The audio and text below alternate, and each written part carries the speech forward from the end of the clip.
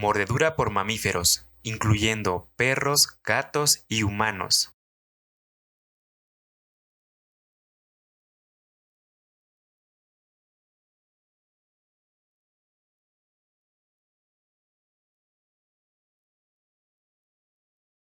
De acuerdo a la Organización Mundial de la Salud, una mordedura se define como una lesión causada por la boca y los dientes de un animal, que puede ir desde perros, gatos o incluso humanos.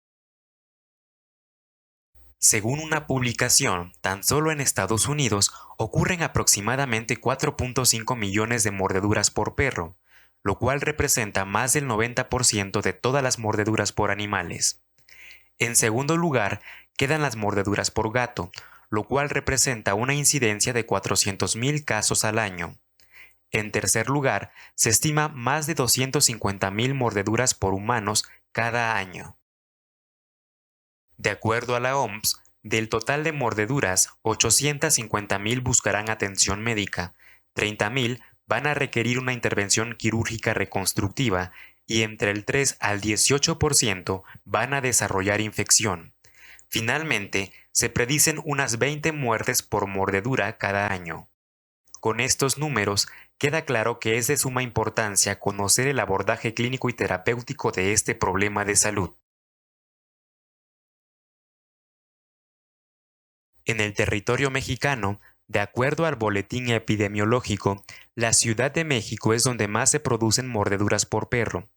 Respecto a la incidencia, tomando en cuenta que durante el 2019 se registraron 121.050 mordeduras por perro y durante 2020 hubo 79.485, ha ocurrido un descenso en el número de casos de mordeduras por perro.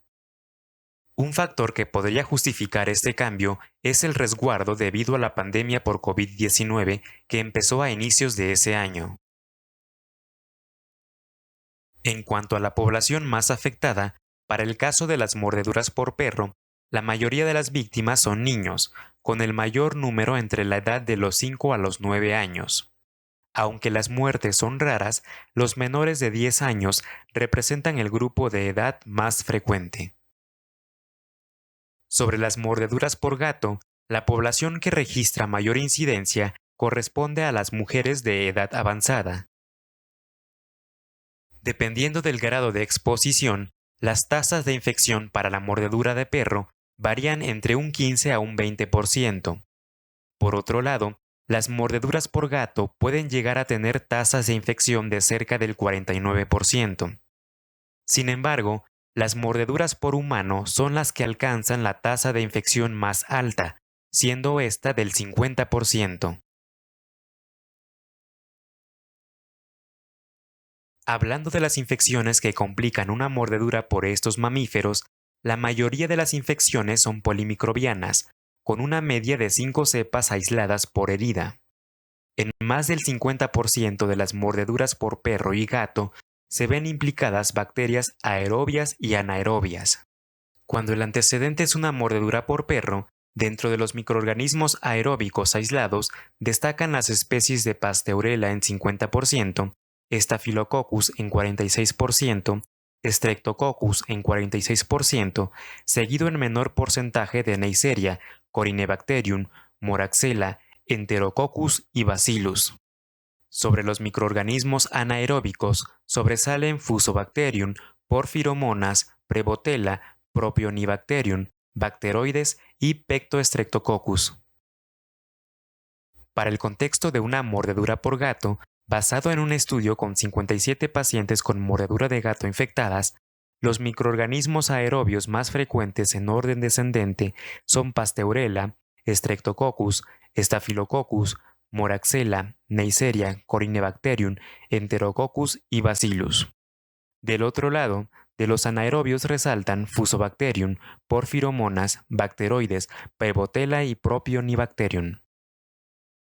De la mordedura por humanos, generalmente las infecciones son debidas a Streptococcus anginosis, Staphylococcus aureus, Eikenella corrodens, Fusobacterium y Prevotella.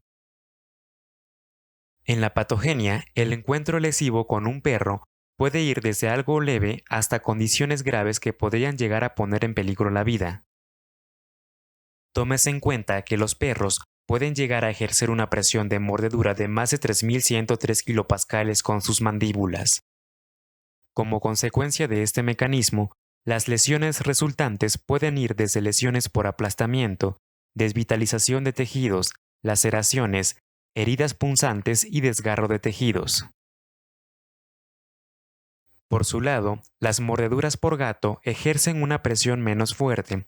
Sin embargo, al tener dientes más afilados y finos, el 85% de las heridas son de tipo punzante, lo cual le confiere mayor facilidad para la inoculación de organismos a mayor profundidad. En el abordaje clínico, mediante el interrogatorio, se dará especial importancia al momento de la lesión, la descripción de cómo ocurrió el evento, si se trata o no de un perro conocido por la víctima, y la dirección de donde ocurrió.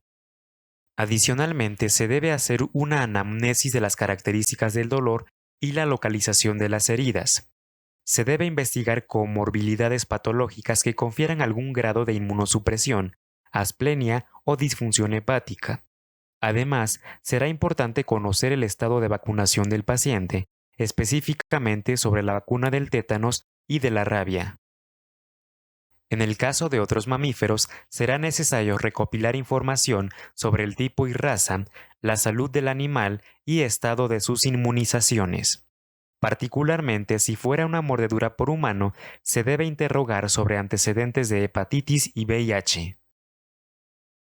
Durante la exploración física se debe registrar la localización de las heridas, la profundidad de la herida y además se debe buscar la presencia de materia extraña o incluso dientes incrustados. De forma intencionada, se debe buscar signos de infección local como eritema, edema, drenaje purulento, fluctuación y linfadenopatía regional. Tome en cuenta que es posible que los signos de infección lleguen a desarrollarse hasta pasadas las 24 a 48 horas después del evento.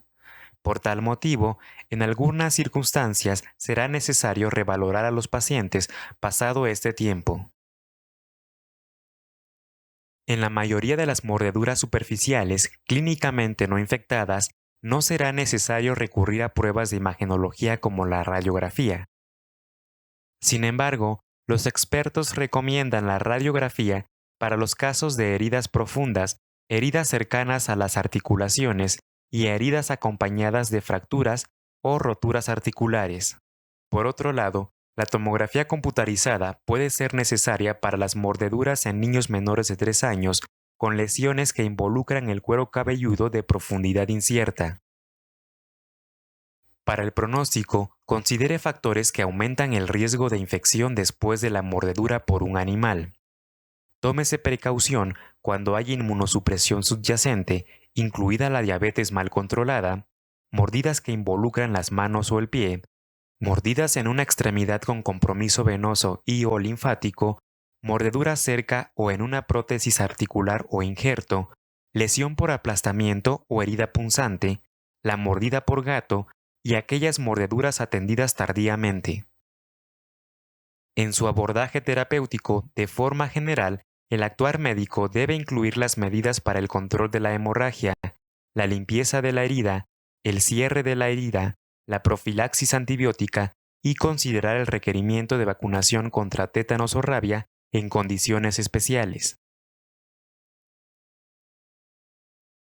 Dentro del cuidado de la herida, una de las primeras acciones será la contención de la hemorragia mediante la aplicación de presión directa sobre las heridas que sangran activamente.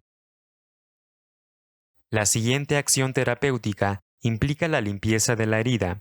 Para este propósito, bastará el uso de agua y jabón neutro, povidona yodada u otra solución antiséptica. Para el control del dolor, puede emplearse anestesia local, seguida de una irrigación con solución salina y la eliminación de desechos y materia extraña visible. Si no hay datos de infección, en la mayoría de los casos no será necesario tomar muestra para cultivo. Al término de estos pasos, debe inspeccionarse nuevamente la herida para definir si será o no necesario el cierre de la herida. Acerca del cierre de heridas, la Sociedad Estadounidense de Enfermedades Infecciosas no recomienda el cierre primario de las mordeduras por perros o gatos, excepto cuando se trata de una herida facial. En este contexto, la justificación es debido a la función estética que se vería comprometida, y además de que las tasas de infección son menores en comparación con otras áreas, quizás debido a un mejor suministro de sangre. Adicionalmente, algunos expertos están en favor del cierre primario de las heridas que afectan al tórax y extremidades, con excepción de las manos y los pies. El debate de este procedimiento se siembra debido a que hay evidencia en la que se observa que cuando hay cierre primario de estas heridas, las tasas de infección pueden alcanzar desde un 5 a 8% con o sin la administración de profilaxis antibiótica. Sin embargo, en una serie de 80 niños con heridas faciales por mordeduras de perro tratadas con cierre primario de la herida y tratamiento profiláctico con antibióticos, no se observaron casos de infección. Se sugiere una interconsulta a cirugía en el contexto de laceraciones complejas faciales, heridas profundas que penetran huesos, tendones, articulaciones u otras estructuras importantes, así como heridas asociadas con compromiso neurovascular. Relacionado con la profilaxis antibiótica, no existe un consenso bien definido. Sin embargo, se sugieren casos de heridas clínicamente no infectadas y que además presenta algunas de las siguientes características que aumentan el riesgo de infección, tal como laceraciones sometidas a cierre primario y heridas que requieren reparación quirúrgica, heridas de las manos, cara o el área genital, heridas muy próximas a un hueso o articulación, heridas en áreas de compromiso venoso y linfático, heridas en pacientes inmunodeprimidos, incluyendo pacientes con diabetes, heridas punzantes profundas y heridas con lesión por aplastamiento asociada. Sobre los antibióticos de elección, las guías mexicanas y en coherencia con las guías europeas, se propone a la amoxicilina con ácido clavulánico como terapia de primera línea.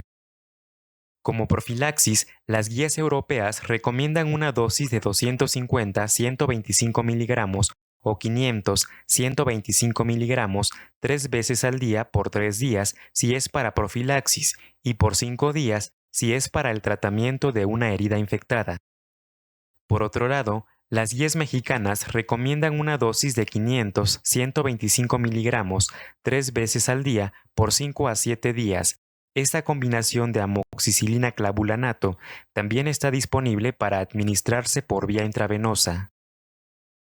Para el caso de los menores de 18 años, amoxiclav sigue siendo una opción con la precaución de ajustar la dosis de acuerdo a la edad y el peso. Como alternativa, para jóvenes de 12 a 17 años o con alergia a las penicilinas o si el amoxiclav no es adecuado, la doxiciclina con metronidazol también es una opción válida. A continuación, analicemos brevemente la farmacología de nuestra primera línea de tratamiento. La amoxicilina con ácido clavulánico en dosis de 500-125 miligramos 3 veces al día durante 5 a 7 días requiere ser ajustada en caso de falla renal y además se aconseja tener precaución en caso de falla hepática. Esta combinación puede administrarse tanto por vía enteral oral o por vía parenteral intravenosa. Estos fármacos pertenecen a la clase de antibióticos tipo aminopenicilina e inhibidor de betalactamasas respectivamente. El mecanismo de acción de la amoxicilina es actuar como un antibiótico betalactámico que inhibe la síntesis de la pared bacteriana por la unión a proteínas de unión a penicilina en la pared celular. Por sí sola, es inefectiva contra microorganismos productores de beta-lactamasas. Sin embargo, el ácido clavulánico, al actuar mediante la unión de las enzimas beta-lactamasas, le da a la amoxicilina una protección que le permite ejercer su acción. En su forma de administración oral, la biodisponibilidad alcanza más del 50%, una Tmax de 2 horas, y los alimentos no modifican mucho su farmacocinética. En cuanto a su volumen de distribución, este es de 0.4. Se une a proteínas en un 18% y su vida media de eliminación es de 1.3. Este fármaco es de metabolismo hepático y se excreta por los riñones en un 70%. Tome precauciones con las interacciones, ya que se ha reportado dicho fenómeno con la clortalidona, la vacuna del cólera y la doxiciclina. Durante el embarazo, el riesgo fetal no puede ser descartado. Adicionalmente, la amoxicilina con clavulanato está contraindicada en caso de hemodiálisis, ictericia colestásica asociada a amoxicilina e hipersensibilidad. Entre los efectos adversos, a nivel dermatológico ocurre rash en 3%, en lo gastrointestinal se reporta diarrea en 14.4%, náuseas en 3% y vómitos en 2.2%. En su aspecto comercial, la amoxicilina con clavulanato está disponible en forma genérica, pero también hay patentes como Clavulin o Amoxiclav, con un precio relativamente barato.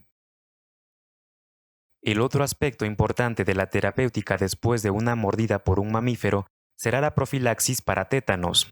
Esta inmunización será necesario en el adulto cuyo esquema de 3 dosis no se haya completado o en el caso de que el antecedente sea desconocido o incierto. El programa recomendado es con una dosis única de toxoide tetánico. Para este propósito, se empleará la DTPA durante el momento del tratamiento de la herida. Pasadas 4 semanas, se aplicará el toxoide tetánico TED. Después de lo anterior, a los 6 a 12 meses, se repite la aplicación con otra dosis de TD. Además de lo anterior, también es necesario la aplicación de la inmunoglobulina tetánica.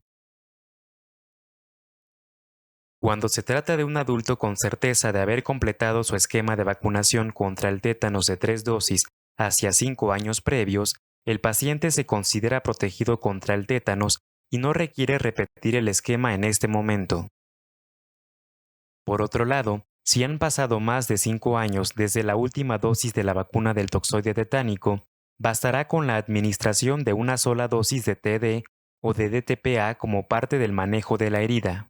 En cuanto a la mejor opción, se prefiere la DTPA para las personas mayores de 11 años que no hayan recibido previamente la DTPA. Crucial en la prevención de complicaciones será la profilaxis para la rabia. Esto consiste en la administración de la vacuna antirrábica y la administración de la inmunoglobulina tras la limpieza y desinfección de la herida. De acuerdo a los lineamientos de la CDC, la profilaxis post-exposición es altamente eficaz y se debe administrar en cualquier paciente asintomático con una exposición documentada o probable, sin tomar en cuenta el tiempo transcurrido desde la exposición. Por otro lado, en pacientes sintomáticos, la profilaxis post-exposición no debe administrarse. Para tomar decisiones sobre la profilaxis, la OMS define 3 categorías de exposición. En este sentido, la categoría 1 sucede cuando se toca o alimenta a los animales o hay exposición a la saliva sobre piel intacta. En esta categoría, la OMS nos dice que no hay riesgo si la anamnesis es confiable. La categoría 2 es considerada por la OMS como de bajo riesgo. En este caso, se trata de un mordisco de piel descubierta o arañazos y pequeñas abrasiones sin que ocurra sangrado. Para la categoría 3 de los grados de exposición, la OMS lo define como el grado de alto riesgo de infección, en el contexto de una mordedura o arañazo transdérmico simple o múltiple, incluida la lamida sobre la piel rota, la exposición a mordeduras o arañazos de murciélagos. Particularmente para Incumbencia de México, la Guía de Atención Médica y Antirrábica de la Persona Expuesta al Virus de la Rabia publicado por la CENAPRESE, se nos propone una clasificación de 3 tipos. Para la categoría de exposición sin riesgo, se designa para el contacto con un animal reservorio de rabia, pero sin lesión, sin contacto directo con la saliva del animal o la medura, secreciones o saliva pero sobre piel íntegra y sin lesiones. En el riesgo leve, la definición aplica para la lamedura sobre piel erosionada o herida reciente o para la mordedura superficial sobre piel que llega hasta el tejido subcutáneo en la región del tronco, tórax, abdomen o miembros inferiores. En cuanto al riesgo grave, se designa para las lameduras en mucosas ocular, nasal, oral, anal o genital o las mordeduras superficiales y o profundas en la cabeza, cuello, miembros superiores o genitales, además de las mordeduras múltiples en cualquier otra parte del cuerpo. En la misma categoría del riesgo grave, se consideran así a las agresiones por reservorio silvestre o rabioso confirmado, el contacto con la saliva de un caso positivo a rabia en piel con solución de continuidad, la contaminación directa con saliva en mucosas, ojo, nariz, boca, ano o genitales. Las mordeduras o arañazos con colmillos, transdérmico, simple o múltiple en cualquier otra parte del cuerpo, las mordeduras en cabeza, cara, cuello o genitales, y si el reservorio agresor no es localizado y hubo contacto de saliva en piel con solución de continuidad o en mucosas, además de aquellas víctimas con inmunosupresión. En la misma guía citada previamente, se analiza la condición del perro, su sintomatología y la necesidad o no de indicar inmunización. De este modo, para un perro o gato que se tiene constancia de que su vacunación está vigente y además no presenta signos de rabia, en ese caso, el paciente víctima de la mordedura no requiere ser inmunizado y el animal agresor se mantendrá en observación por 10 días. Para el mismo caso de un perro con vacunación vigente, pero con datos para sospechar rabia, en el caso del perro, debe someterse a pruebas de laboratorio. Mientras tanto, no se inmunizará al paciente hasta tener un resultado definitivo.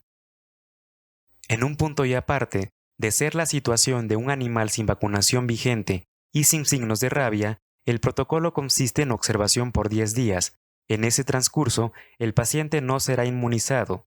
Sin embargo, si el animal presenta datos sugestivos de rabia, está indicado el inicio de profilaxis en el paciente, aunque también se debe someter al perro a examinación por laboratorios. Conforme a la clasificación de la OMS, la terapia postexposición se recomienda para la categoría 2 o 3, en cuyos casos la edad infantil y el embarazo no son contraindicaciones. Sobre las indicaciones anteriores, la profilaxis postexposición para la rabia se recomienda para todo paciente asintomático no inmunizado con una exposición bien documentada o probable bajo el siguiente algoritmo. La vacuna antirrábica se aplicará tan pronto como sea posible, inmediatamente después de la exposición a la mordedura o sin mordedura que cumpla los criterios para una categoría 2 o 3. La vía de administración será intramuscular. En los adultos, la zona de aplicación será en el área del deltoides. Para los niños, es aceptable el lado anterolateral. Nunca se aplicará en los glúteos. El esquema recomendado consiste en una primera dosis, seguido de dosis adicionales a los días 3, 7 y 14, y para el caso de un paciente con un grado de inmunocompromiso, se recomienda una dosis adicional al día 28. Los regímenes de la OMS puede ser aquel por vía intradérmica de 3 dosis o un esquema de 4 dosis por vía intramuscular. De estos, parece ser que el régimen intradérmico es el más económico y que supone un menor tiempo para completar el esquema total. Por otro lado, en Reino Unido se prefiere el esquema de 5 dosis los días 0, 3, 7, 14 y 28. Respecto a la inmunoglobulina antirrábica humana, esta se indica para la categoría 3 de acuerdo a la OMS. La inmunoglobulina se infiltrará en las heridas considerando que la herida no fue sometida a cierre primario. Adicionalmente, debe tomarse en cuenta que el tiempo entre la aplicación de la primera dosis de la vacuna antirrábica y la administración de la inmunoglobulina debe ser menor a 7 días. En el contexto de quedar un remanente de la dosis de inmunoglobulina aplicada previamente en la herida, el resto se puede aplicar por vía intramuscular tan cerca como sea posible anatómicamente al sitio de la herida en los grupos de músculos de las regiones linfáticas. De acuerdo a las guías de la CENAPRESE de México, tanto para adultos como niños, la dosis de inmunoglobulina debe calcularse a 20 unidades internacionales por cada kilogramo de peso. Tanto la inmunoglobulina y el esquema de inmunización activa se recomiendan iniciar en el mismo momento.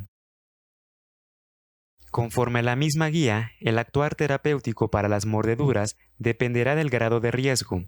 Para el caso de una exposición sin riesgo, el tratamiento consiste solamente en un lavado de la superficie, sin requerir aplicación de inmunoglobulina ni de antirrábico. Para un riesgo leve, en caso de un paciente que nunca ha recibido la vacuna antirrábica, el abordaje terapéutico consiste en cuidados de la herida conforme a las recomendaciones de la OMS, además de la inmunización inmediata mediante el esquema de Essen de 4 dosis en los días 0, 3, 7 y 14. En este caso, la inmunoglobulina antirrábica no está indicada. Por otro lado, para la misma categoría de riesgo en el caso de un paciente con antecedente de inmunización previa de al menos 2 dosis, el tratamiento consiste en la administración de 2 dosis de la vacuna antirrábica distribuidas en los días 0 y 3. En este caso, tampoco está indicada la inmunoglobulina. Finalmente, en el caso del riesgo grave, la atención para los pacientes sin antecedente de inmunización, el abordaje será con cuidados de la herida, inmunización inmediata con 4 dosis y adicionalmente la aplicación de la inmunoglobulina en el día 0. Para la situación de un paciente con riesgo grave, pero con inmunización previa, el tratamiento será mediante 2 dosis de la vacuna en los días 0 y 3, sin necesidad de aplicar inmunoglobulina. Para concluir, considérese que si se trata de un paciente que se sabe que terminó un esquema de inmunización dentro de los 3 meses anteriores al nuevo evento, no será necesario aplicar un nuevo esquema de vacunación. Sin embargo, si ya pasaron más de 3 meses, entonces las indicaciones se ajustarán a los criterios de esta tabla.